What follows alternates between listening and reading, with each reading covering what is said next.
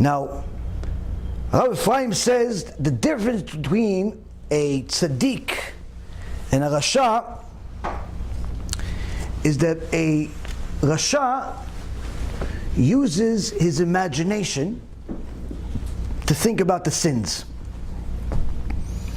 His imagination, her imagination, is thinking the details of the sin that they're about to do. Oh, this girl, I'm going to get her number, and then she's going to call me, and then I'm going to call her, and then we're going to go there, and then we're going to go there, and then we're going to be here, and then we're going to be there, and I'm going to wear the glasses, and I'm going to wear this, and they have all these things, and now she's looking at him back. It's like, oh, he has glasses on. Oh yeah, and where must be taking me over here, and he must be taking me. He must buy flowers too if he has glasses. And they think about the sins, sin over here, sin over there, sin. That's what Rashaim do. Even if they're generally good people, they don't want to kill anybody, but the Rasha, meaning the one that goes against the Torah, what do they think about? They use the imagination that Hashem gave them to give a visual to their sins. I want to make money. Why? So I can buy stuff. What do you want to buy? I want to buy a house. Why? Because I want to get a car and to put in the house. Okay, why? Because I want to put a nice kitchen. Why? Because I saw it on TV. Why? Because I want to have a lot of girls go in that house with the kitchen and the TV. So it has nothing to do with the house. So if I just told you to take the girls, without the house, you'd be fine too. Sin. But you just visualized the whole house and the kitchen and the cars was how you imagined sin. You don't need the cars. You don't need the house. You just want the sin. But you think that you need to paint it that way. The Rasha uses their imagination to give a visual for their sin, which is the reason why they're full of regrets. The sin never lives up to their imagination. He imagined that they're going to be going to these places and they're going to do this and do that, and generally speaking, your imagination, your reality are not the same. So their life is full of regrets. Aside from the fact that they're making mistakes, their inner conscious knows that they're making mistakes, their neshama is constantly suffering. The reason number two why they're constantly suffering, why they're constantly saying regrets, is because their imagination and their reality never meet. So there's constant disappointment. Yeah, you just made $1 million. Yeah, can't believe it. What do you mean? You made $1 million? Yeah, I thought it was going to be at least 5. I thought it was going to be at least 5. Can't believe it. Can't believe it. I know somebody like that. It's me. I made $1.6 million in one day. Somebody came to my office like, how come you're not like celebrating? I said, yeah, just another day. It's like, did you just make $1.5 million? I said $1.6 million. So aren't you happy? No, not really. Why not? It's like, it's another day, whatever. I didn't tell him the details. Why? I expected to make 16 million that day, not 1.6 million. In my reality, in my imagination, I just lost 90% of what I was supposed to make. For him it was a lot. For me it was peanuts. Why? Because my imagination took me somewhere else. I was sure I was going to make 16 million. When I made 1.6 million, for me it was a disappointment, not a celebration. In him, for his mind, wow, amazing. Why? Because he never had my imagination. Point being is, you're constantly in disappointment. Because your imagination, your reality, never the same. Now what about the tzaddikim? What about the people we're trying to become? What about the righteous? What do they do? The Chaim says, while the Rashaim are so busy using their imagination to give picture, to give clarity to their sins, the tzaddikim use their imaginations to visualize the punishment they're going to get if they follow their desires. They use their imagination to give clarity of what Gehenom looks like. Give clarity of what punishment feels like. That's what they use their imagination for. Why? Because I know that this desire feels good at first. No denying that. Gemara Masechet Menachot, Rabban Gamliel says, don't ever say that pig is disgusting to eat, or that shatnez is not fun to wear. It's not true. Pig may be delicious, and shatnez may look good. Say I'm not eating pig, and I'm not wearing shatnez, not because it's not good, but because my Father in heaven said no. So I need to know that yes, I'm a realistic person. I know that the sin tastes good. I know that the sin feels good. But I also know that the punishment for that sin feels much worse than this feels good. How do I know? I visualize. What's the difference between the first chamber and the second chamber? What's the difference between the green fire and the other fire, the red fire? What's the difference between that chamber that we're not even sure if anyone comes out of and versus the chamber that for sure no one comes out of? What's the difference between this punishment and that punishment? What's the difference between this knife and that knife? What's the difference if they feed you the sand or they feed you the glass ready? What's the difference between the snow Gehinnom and the fire Gehinnom? When a person starts visualizing all of these fun places, guess what? The taste of pleasure that he had when he wanted to sin suddenly dissipates. All of a sudden, he doesn't want to go there anymore. All of a sudden, he's going to just take the number and just throw it in the garbage. Not in service. Disconnect. Not interested. I'm married. What do you mean? You're single? Yeah, no, I got married to Hashem. Shtabach Shemo. Married. Dateless. Nothing. Why? The second I imagined the pain and agony that this pleasure will get, suddenly it's not worth it. That's the difference between tzaddik and rasha. They both have an imagination. They both have an imagination, and they both know that the sin does taste good. Can't deny that. You're not living in La La Land.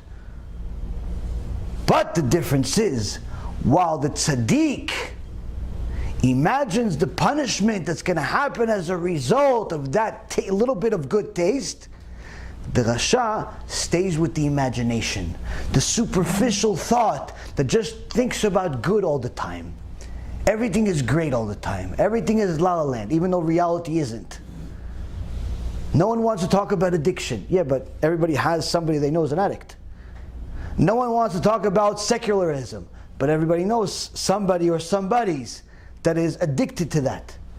No one wants to talk about intermarriage, but everybody knows somebody or somebody's that it's intermarried. No one wants to talk about, immorality. No one wants to talk about stealing. No one wants to talk about all the negative things, but in reality, we're all suffering from it. We're all suffering from it one way or the other. Someone stole from us, or we stole from somebody. Someone beat us, or we're beating them. Someone hurt us, and we're hurting them. This, that, constantly. But no one wants to talk about it. Why? Everybody wants to live in the imagination land, where nothing bad can happen. And that's the difference between rasha and tzaddik. If we stay in an imagination land, doomed to be rashaim. Now, the Chazon Ish continues.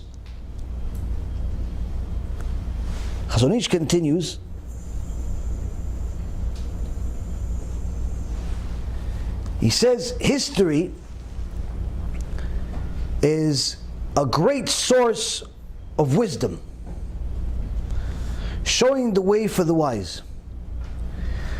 Since people love to express novel ideas and receive the adulation of an audience, many lies have cropped up in the history books. For human beings do not hate falsehood by nature, and many actually love it and play with it. He says, we see throughout all of history, and we learn from it. One of the things we learn is that people love to hear themselves talk. People love to hear compliments about themselves. Because of that, they don't want to bring you the old news. They want to bring you the new news, meaning something of their own. They don't want to tell you what Rambam said. They want to tell you what they think of the Rambam. They don't want to tell you what Hashem said. the pshat, the simple meaning of a Torah. They want to tell you their new novel chidush of what they think he meant, even though nobody agrees with them. They don't want to tell you what the halacha is based on Rabbi Yosef Karo. They want to tell you what the halacha should be based on the understanding they have of today that perhaps Rabbi Yosef Karo did not have 500 years ago in his medieval times. This, Rabotai Karim, is the Achilles heel of Judaism. The moment we think that our chidushim, our novel ideas, our new insights are more important than the sages that lived before us, that's the beginning of the end of Judaism. The so-called modern Orthodox, Reform, Conservative, Open Orthodoxy, Rational Judaism, all of these different movements from the basic foundation of Judaism. What in essence is a movement? Movement is you're moving away from what was there. No one calls Orthodox Judaism a movement because that's the base. But there is a conservative movement, messianic movement, reform movement, modern orthodoxy movement. There's always movements. Why are you moving so much? Why don't you stay where it was? Why don't you stick with it? No. We're more rational. We're more this. We're more that. And what ends up happening, Abutai, is people give too much value to their own thoughts. One of the Gdolim in America, Rabbi Yaron Reuven, Shichyeh, writes as a rebuke to a certain Rasha that decided to write his own thoughts in a book that was really unknown until he was put on cherem. And he talked about what is really the problem here. So the problem is that after the Gdolim told him, this book has foreign thoughts that are not accepted among Am Yisrael, not accepted among Gdolei Yisrael. You're talking about evolution. You're talking about Darwinism. You're talking about the sages making mistakes according to you. You're talking about how the series of events that Hashem listed in Bereshit, when He created what, wasn't really in that order. In essence, the Torah has mistakes in it. You're saying things that are not acceptable among Am Yisrael. You cannot publish such a thing. You have to remove him from the shelf. Not only did he not remove him from the shelves, but he sold him even more after this became public, because he made a public campaign. Now, as a result of this,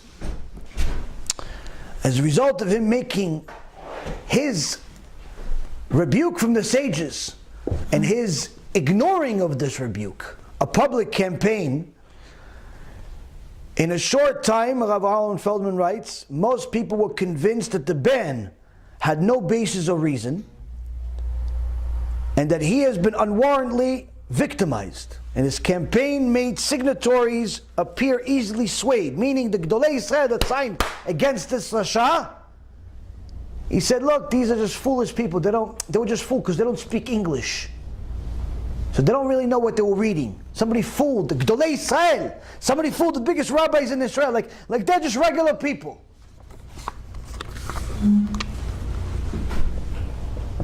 And he said there, whoever said it to them is just extremists. They didn't sufficiently check the accuracy of the claims. He made them look naive. And as a result, many thoughtful, observant Jews were beset by a crisis of confidence in a judgment of the signatories, judgment of the Gdolei Yisrael. This was an extremely vital crisis, since these authorities constitute some of the greatest Torah leaders of our generation, authorities upon whom all the Jewish people rely for their most serious decisions. More importantly, it threatened to make any of their future signatures on public announcements questionable. And the irony of it all is that the books, which had originally been written to defend the honor of the Torah, became one of the most potent vehicles in our time for weakening the authority of the Torah. So these books that were questioned by Gdolei Yisrael and put on ban became more popular as a result of the ban because of how this Rasha reacted to it. And how does he explain himself? He explains that everything that he has an explanation. There is another Gadol that says it. He distorts different facts. How come there is a different chronological order in the Torah for when Hashem created everything against your book?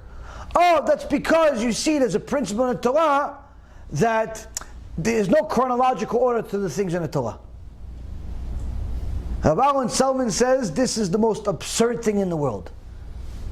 He's using a principle that has nothing to do with that to serve his purpose. Sort of like somebody that shot the arrows, hit the wall, and then walked over there with some paint and painted the target around the arrow. Made it look like he's hitting the bullseye. He talks about the theory of evolution, mentioning in passing that the eminent scientists have discredited this theory because of the discovery of DNA molecule. But he gives the theory of evolution enough credit as if it's fact. Torah scholar gives the evolution theory like it's fact. But he doesn't talk about the scientists that said, listen, according to our findings, the DNA has so much complications in it, there's no way that it came from a Big Bang. Doesn't mention, doesn't give that as much. That's not fact. Even though that's the only fact that's in there, that's not factual. The theory of evolution, that's factual. Why? Because it serves its purpose. Because if the rabbi says that the evolution is factual, that's a chidush. That's a new insight. That's a new Torah. Shem Yishmo v'Yatzil. It says that the explanation that he has in his book have no basis in any commentary or midrash and clearly violate the plain meaning of the Torah. Interpretations which have no basis in the written or oral Torah, or which contradict the tradition of the midrashim and the commentaries, are perversions of the Torah and may be classified as megaleh panim b'Torah shelo ke'alacha, meaning distorted interpretations of the Torah, which are forbidden to study. What Aaron Feldman also is in essence trying to tell us is that this person, if he doesn't do tshuva for this, has no share of the world to come. Because that's what Torah says. Someone to megaleh panim b'Torah has no olam haba.